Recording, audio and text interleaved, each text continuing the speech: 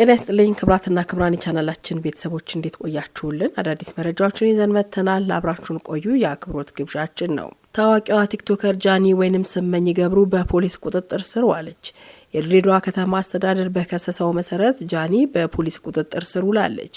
የድሬዳዋ ነዋሪዎችን ተናግራለች በሚል ከተለያዩ አካባቢዎች ትችት ሲቀርብባት የነበረችው ጃኒ ትናንት ግንቦት 28 ቀን 2017 ዓመተ ምህረት ነው በፖሊስ ቁጥጥር ስር መዋሏን ዘሀበሻ የፖሊስ ምንጮቹን ጠቅሶ የዘገበው። በቦሌ ክፍለ ከተማ ፖሊስ ቁጥጥር ስር የዋለችው ቲክቶከሯ ጃኒ የድሬዳዋን ሕዝብ በጅምላ ተገቢ ያልሆነ ንግግር በመናገሯ ከፍተኛ ትችት ከደረሰባት በኋላ የይቅርታ መልስ ብትሰራም ተቀባይነት እንዳላገኘ ነው የተነገረው። የፍርድ ቤት ትዕዛዝ ያዙና ከስፍራው መጥተዋል ያሏቸው የጸጥታ አካላት ከምትኖርበት አካባቢ ፖሊስ መምሪያ ጋር በመተባበር በቁጥጥር ስር አውለዋታል። በቦሌ ክፍለ ከተማ ፖሊስ መምሪያ በቁጥጥር ስር የዋለችው ቲክቶከር ጃኒ ወደ ድሬዳዋ እንደምታመራና ክሷም በዚያው እንደሚታይ ተገልጿል።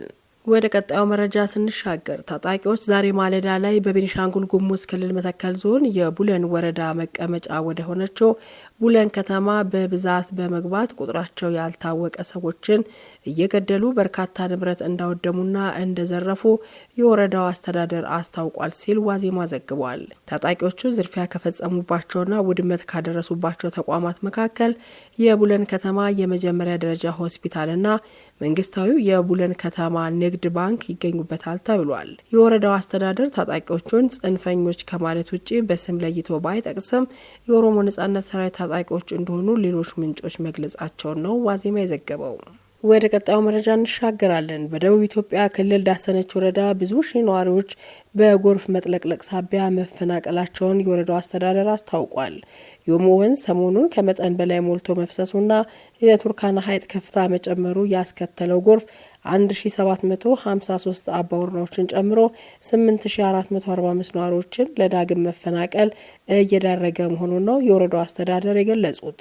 የቱርካና ሐይቅ ከፍታ መጨመር ያስከተለው ጎርፍ የወረዳው አስተዳደር መቀመጫ የሆነችውን ቱርሚ ከተማ ሊያጥለቀልቅ ይችላል የሚል ስጋት መኖሩን የወረዳው አስተዳደር ኃላፊዎች ሰሞኑን መግለጻቸው ይታወቃል።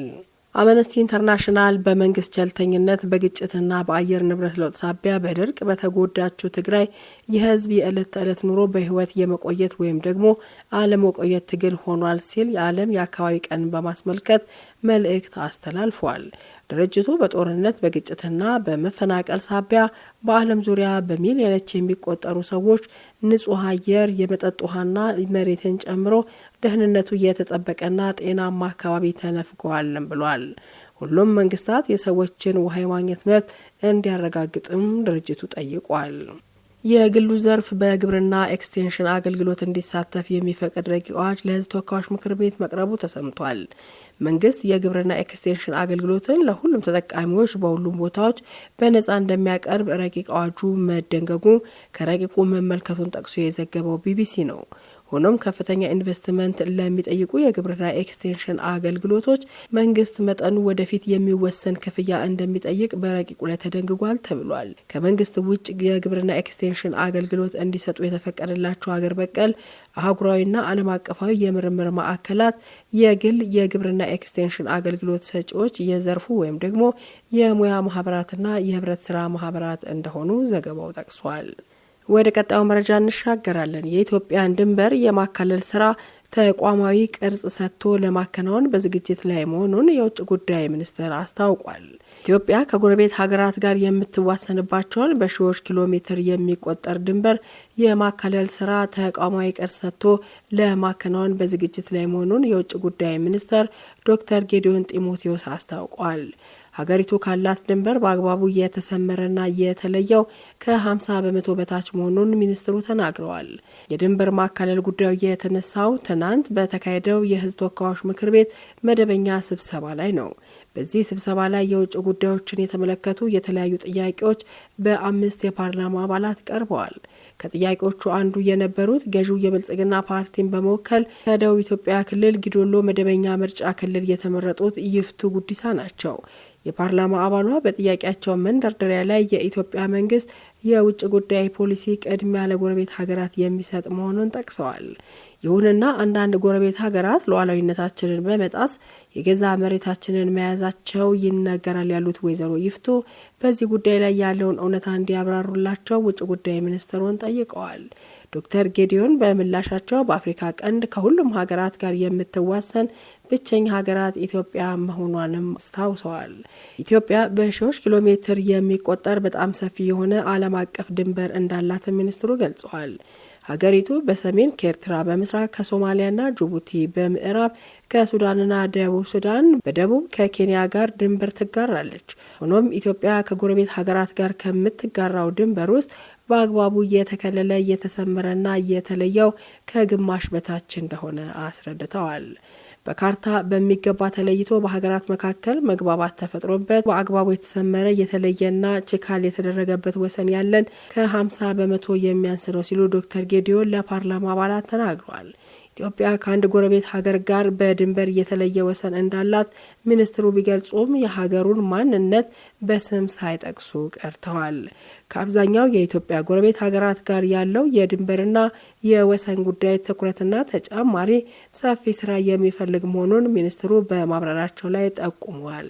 ድንበር ማካለልን በተመለከተ በጣም ብዙ መሰራት ያለባቸው ጉዳዮች አሉብን ሲሉም አክለዋል። በሺዎች ኪሎ ሜትሮች የሚቆጠር ድንበራችንን የማካለል ስራ ገና አልሰራንም። ይህንን ተቋማዊ እቅድ ሰጥተን ለመስራት በዝግጅት ላይ እንገኛለን ሲሉም ስራውን ለማከናወን እቅድ መኖሩን ሚኒስትሩ አመላክተዋል። መጀመሪያ መሰራት ያለባቸው ጥናቶች፣ መለየት ያለባቸው ነገሮች አሉ ሲሉም ለስራው ቅድመ ዝግጅት እንደሚያስፈልጉ አመላክተዋል። መዘጋጀት ያሉብን መሰራት ያለብን የቤት ስራ አለ። የራሳችንን የቤት ስራ በሚገባ ከሰራን በኋላ ደግሞ ከጎረቤት ሀገራት ጋር ይህንን ጉዳይ አጀንዳ አድርገን መነጋገር መግባባት ይጠይቃል ሲሉም የውጭ ጉዳይ ሚኒስትሩ በሂደት በቀጣይ የሚጠበቀውን አስረድተዋል። ስለዚህ ይህንን በእቅድ ይዘን በቀጣይ ዓመታት መስራት ያለብን ነገር ነው ሲሉም ሂደቱ በርካታ ጊዜ ሊወስድ እንደሚችል ጥቆማ ሰጥተዋል። በአግባቡ ያልተካለለ ድንበር ከጎረቤት ሀገራት ጋር ባለ ግንኙነት ላይ ክፍተትና አለመግባባቶች እንደሚፈጥሩ የገለጹት ዶክተር ጌዲዮን ስራውን በጥናት ላይ ተመስርቶ በተደራጀ ሁኔታ ማካሄድ እንደሚያስፈልግም ተናግረዋል። የድንበር ማካለል ስራው በመረጃ ላይ ተመስርቶ ታሪክን፣ ሕግን እንዲሁም ጂኦግራፊ አቀማመጥን በአግባቡ ታሳቢ ባደረገ ሁኔታ መከናወን እንዳለበትም አስረድተዋል። ወደ ቀጣዩ መረጃ ስንሻገር ብሔራዊ ባንክ ትናንት ባካሄደው የውጭ ምንዛሪ ጨረታ አንድ የአሜሪካ ዶላር በ134 ብር ከ95 ሳንቲም አማካይ ዋጋ መሸጡን አስታውቋል። በጨረታው 12 ባንኮች እንደተሳተፉ የባንኩ መረጃ አመላክቷል። ባንኩ ከመጋቢት መጨረሻ ጀምሮ በየ2 ሳምንቱ መደበኛ የውጭ ምንዛሪ ጨረታ በማካሄድ ላይ ሲሆን ጨረታው መቼ እንደሚቀጥል ግን እስካሁን አልተገለጸም። በንግድ ባንክ ትናንት የ1 ዶላር መግዣ 131 ብር የነበረ ሲሆን መሸጫው ደግሞ 133 ብር ከ62 ሳንቲም ሆኗል። ባንኩ ከ2 ሳምንት በፊት ባካሄደው ጨረታ 1 ዶላር በ133 ብር ከ17 ሳንቲም አማካይ ዋጋ ማጫረቱም ይታወቃል። የተከበራችሁ የቻናላችን ቤተሰቦች ለሰዓቱ የነበሩን መረጃዎች በእንዲህ መልኩ ተጠናቀዋል። አብራችሁን ስለነበራችሁ ምስጋናችን ከልብ ነው። ይህንን ቻናል ላይክ፣ ሰብስክራይብ ማድረግ አትዘንጉ። መልካም ጊዜ በያላችሁበት።